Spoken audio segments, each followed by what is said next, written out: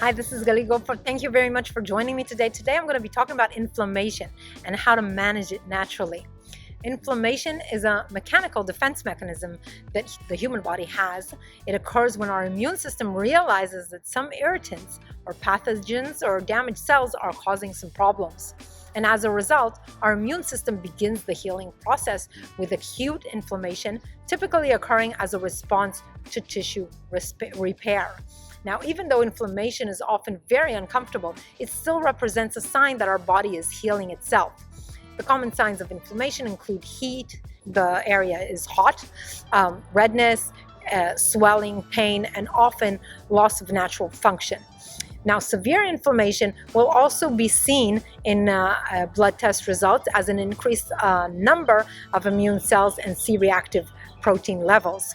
Often extreme exhaustion is another sign, since the immune system needs extra energy. Many different immune cells are involved when inflammation occurs in your body. These immune cells help with the healing process. They release various inflammatory mediators that cause blood vessels to dilate, allowing more blood and immune cells to reach the affected tissue. Now, because of the increased blood flow and the fluids that reach the area, it tends to feel hot and red and swollen, as I mentioned. Now, this may irritate the nerves and cause pain, which is a protective mechanism. You tend to protect the area more if it hurts. You move it less, and basically you tend to care for the area much more. Now, mucous membranes release more fluid when they are inflamed, and this helps flush out irritants of all types quicker out of the body. Now, even though inflammation is a defense mechanism, we still want to get it under control as soon as possible after its task is complete, especially when it continues to affect us for longer than it's supposed to. Now let's talk about types and causes of inflammation. There's acute inflammation, and this is the most common type of inflammation. It starts fast and peaks within a few days.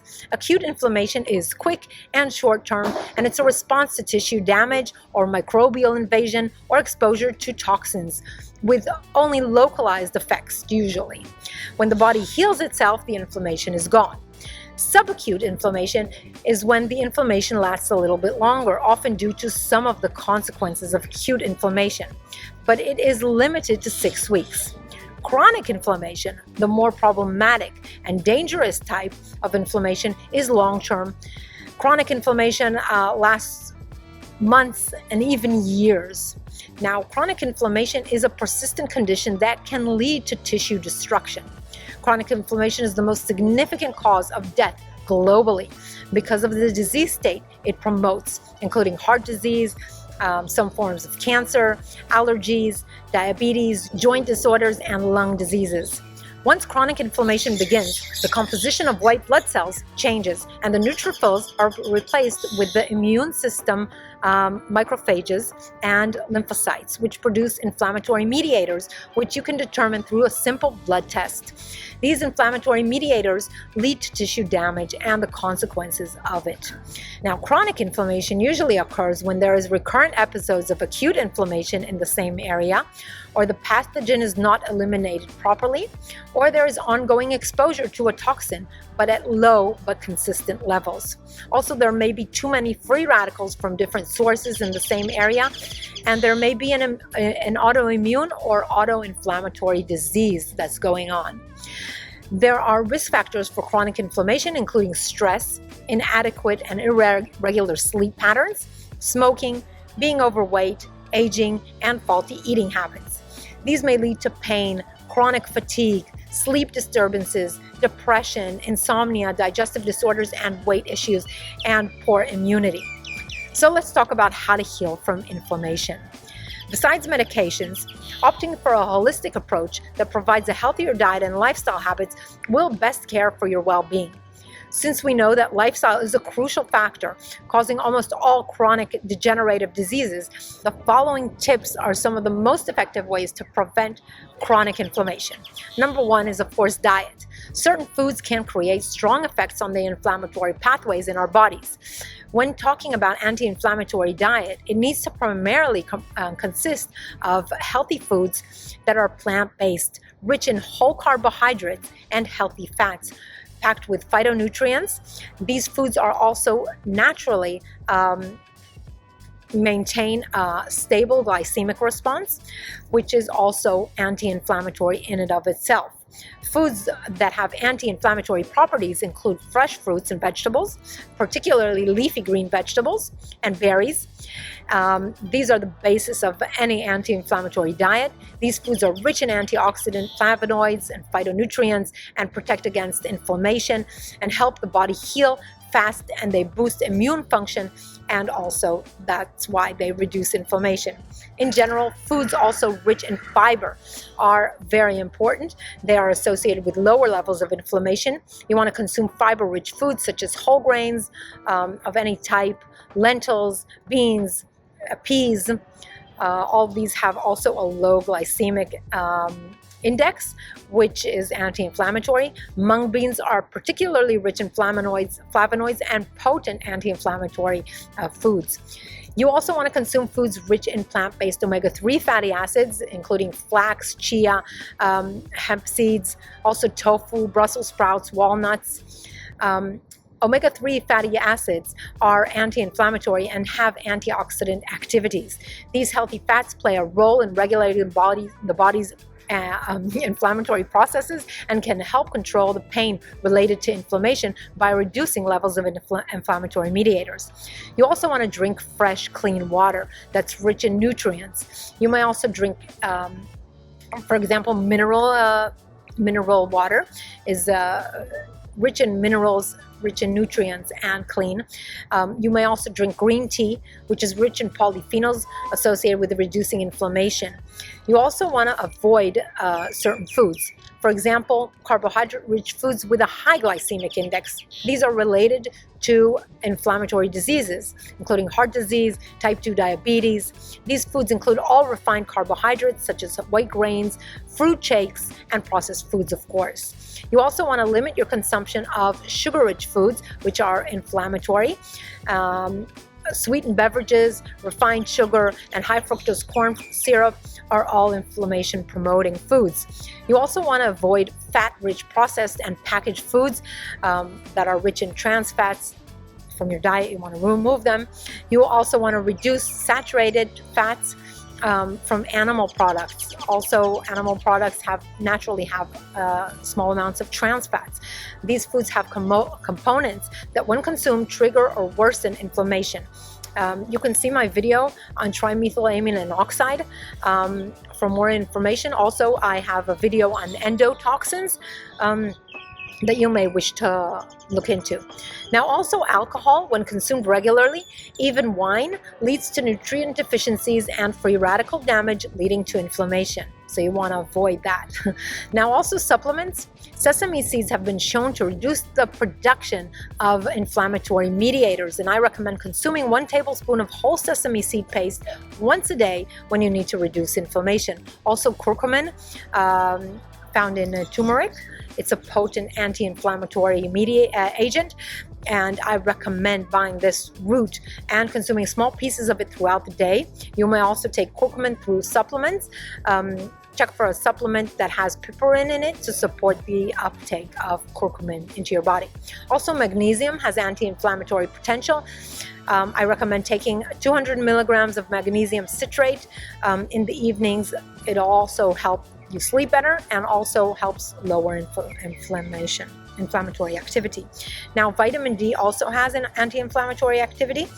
It stops the action of inflammatory mediators. So you want to also check my video on vitamin D, which has all the information on that, including how to get sufficient levels of this critical nutrient. And also the mineral zinc has potent antioxidant activity. Nuts, seeds, and legumes are rich in zinc.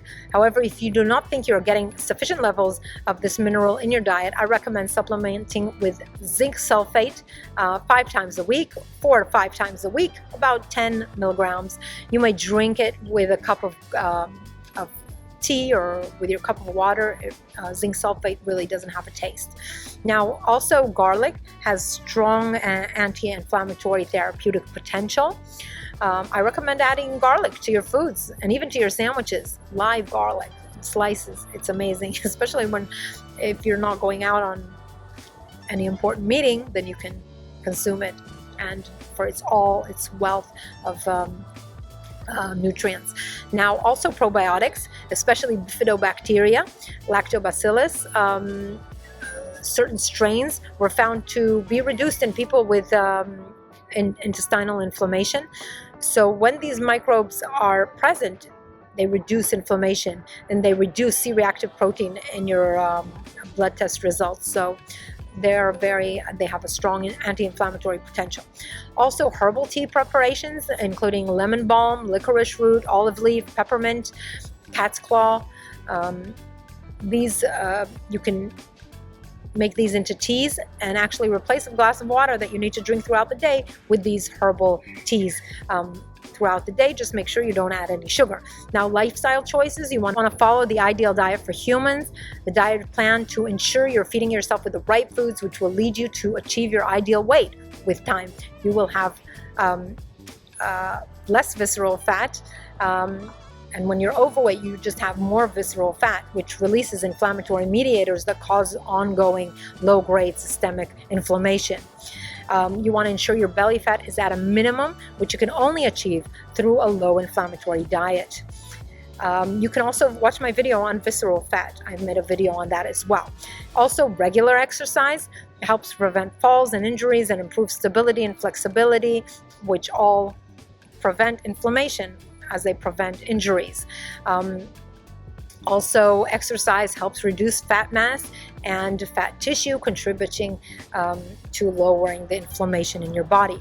Exercise also increases muscle production of certain anti-inflammatory mediators.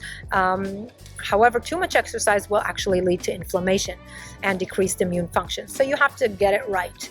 Now, you also want to just take when necessary any antibiotics and non-steroidal anti-inflammatory drugs, since these affect the microbiome population in your gut, leading to inflammation throughout your body. Also, you want to manage your stress levels. Chronic stress is connected to less ability to regulate inflammation. Also, all immune function is depressed under emotional stress. Mindfulness, exercise, meditation, a healthy diet, excellent in lowering stress levels and preventing stress-induced inflammation. Also, you want to sleep about 7.5 hours a night, which is crucial for reducing inflammation. This supports healthy hormonal balance, allowing your body to recover quickly from injuries, and reduces stress, preventing weight gain and inflammatory diseases. You want to sleep at around the same time in the evening and wake up at around the same time every day as much as possible. You also want to stop smoking. I know the list is long, but inflammation practically influences almost any disease state. And these are the healthy lifestyle habits that will help you prevent inflammation. So stop smoking.